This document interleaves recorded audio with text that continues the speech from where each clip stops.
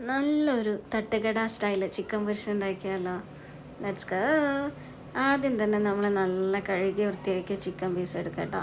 അതിലേക്ക് നമ്മൾക്ക് പേസ്റ്റിനായിട്ട് വെളുത്തുള്ളി, ഒരു ചെറിയ ഉള്ളി, ഒരു പീസ് ഇഞ്ചി നന്നായിട്ട് നമ്മൾ ഇഞ്ചിക്കല്ലിലിട്ട് കുത്തിയെടുത്തതിന് ശേഷം ഒരു വലിയ സ്പൂൺ മുളക് പൊടി, അതിൻ്റെ ഒരു ഹാഫ് സ്പൂൺ മഞ്ഞൾപ്പൊടി, പിന്നെ നമുക്ക് ചിക്കൻ മസാലയും ചേർക്കാം കേട്ടോ. നമ്മൾ ഓവർ മസാല ഒന്നും ഇട്ടിട്ട് ചിക്കൻ്റെ ആ ഒരു ടേസ്റ്റ് പോക്കുന്നില്ല കേട്ടോ.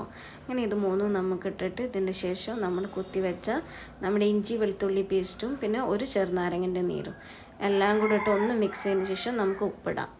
ഉപ്പ് നമുക്ക് ഇഷ്ടമുള്ള ഉപ്പിടാം കേട്ടോ. നമ്മളിവിടെ കല്ലുപ്പാണ് യൂസ് ചെയ്തിരിക്കുന്നത്. പൊടിപ്പ് തീർന്നു പോയി ഗൈസ്. അങ്ങനെ നമ്മൾ നന്നായിട്ട് മസാല ഇടാം കേട്ടോ. ഇത് സ്ലോ മോലാണ്. അങ്ങനെ ഇതിൻ്റെ കൂടെ പെയർ ചെയ്യാനായിട്ട് നമുക്ക് നല്ല ചൂടുള്ള നെയ്ച്ചോറ് ഉണ്ടാക്കാം കേട്ടോ. നെയ്ച്ചോറ് ഒരു ഭാഗത്ത് നിന്നാകുന്നുണ്ട്, നമ്മൾ കോൺസെൻട്രേഷൻ ചിക്കൻ പൊരിച്ചതിലാണല്ലോ.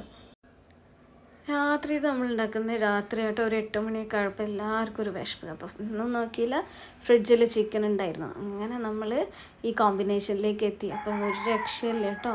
അങ്ങനെ നമ്മൾ മസാലയൊക്കെ പിടിച്ച ചിക്കനെ നമ്മൾ ഫ്രൈ ചെയ്യാൻ തുടങ്ങുകയാണ്. നമ്മൾ നല്ലൊരു ഇരുമ്പ് ചട്ടി എടുത്തിട്ട് നമ്മൾ വെളിച്ചെണ്ണ കേട്ടോ വെച്ചത്.